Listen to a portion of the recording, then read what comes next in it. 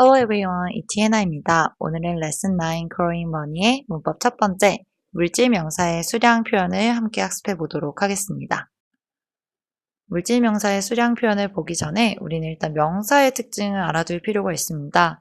영어에서는 명사를 그냥 명칭으로 한꺼번에 표현한다기보단 구분을 하는데요.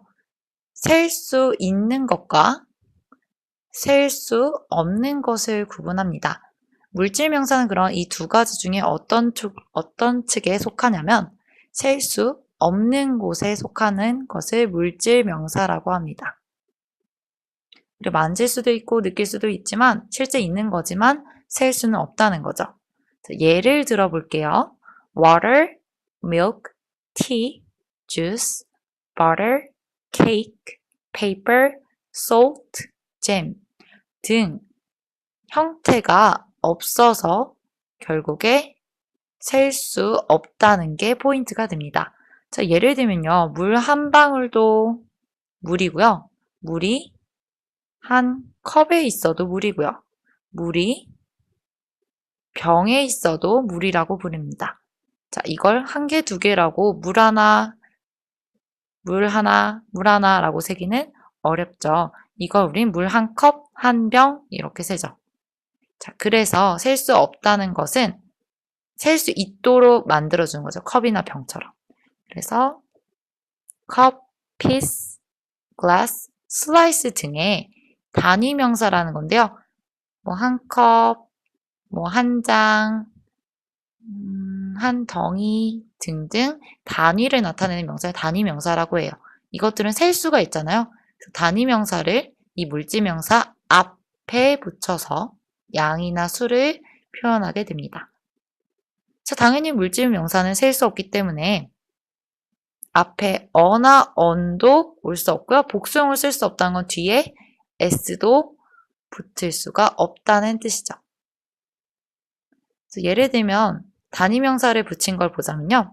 cup, a cup of tea. 컵은 셀 수 있기 때문에 한 잔의 차. 오브는 뭐뭐의라고 해서 자주 되죠. 자, a glass of water. 한 잔의 물 한 잔이 되겠고 a bowl of soup. 볼은 그릇이었죠? 한 그릇에 수프 한 그릇 이런 식으로 표현을 하게 됩니다. 그래서 여기서는 이해보다는 어떤 명사들이 셀 수 없고 그 명사 앞에 어떤 단위 명사들이 붙는지를 잘 봐주시면 될 것 같습니다. 원리가 간단하기 때문에 프린트를 한 번 더 보면서 확인을 해보도록 하겠습니다. 프린트를 보시면 물질 명사의 수량 표현 이렇게 해서 나오는데요. 예문 볼게요. James bought a loaf of bread and two slices of bacon 이라고 되어 있죠. 제임스는 샀습니다. 두 가지를 샀는데요. A loaf는 조각 혹은 덩어리란 뜻이고요. 그래서 한 조각의 빵과 two slices of bacon, 베이컨 두 장을 샀어요. 베이컨은 얇죠. 슬라이스는 장이란 뜻인데요. 얇은 것들은 주로 덩어리라고 보지 않고 한 장, 두 장으로 삽니다. 그래서 슬라이스를 붙인 거고요.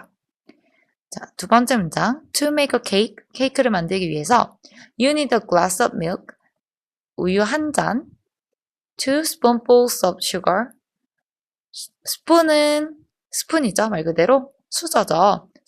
spoonfuls 하면은 한 스푼에 그러면 two spoonfuls니까 두 스푼이 되겠죠.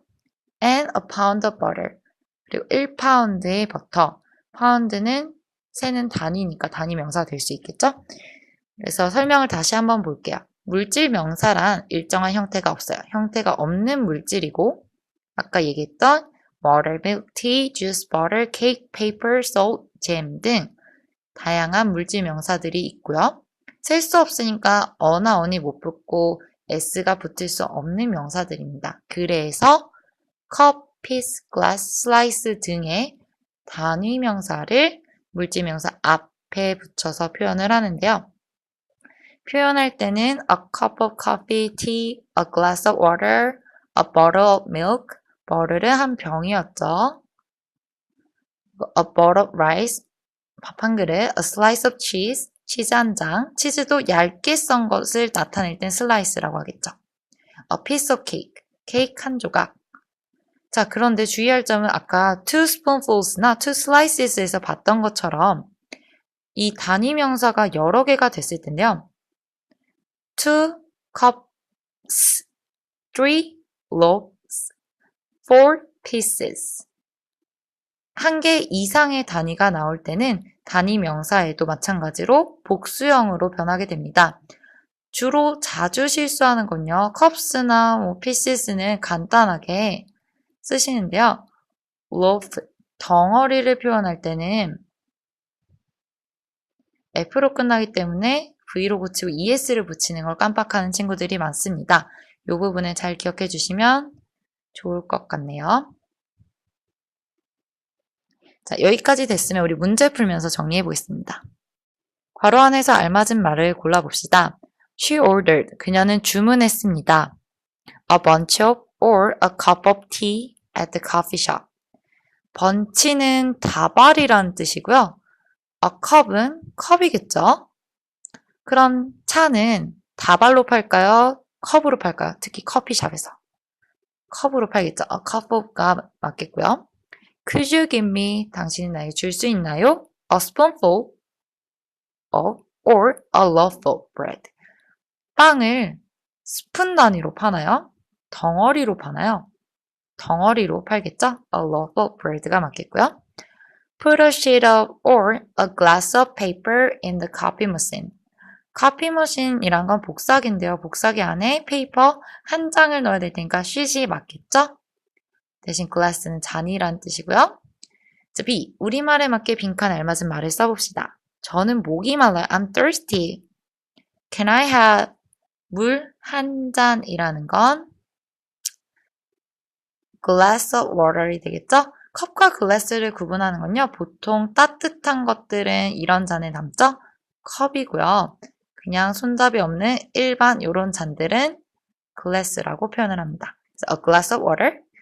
그리고 수프 한 그릇은 얼마일까요? 수프는 셀 수 없으니까 한 그릇을 붙이는데 한, 그러니까 a 그릇, bowl of soup.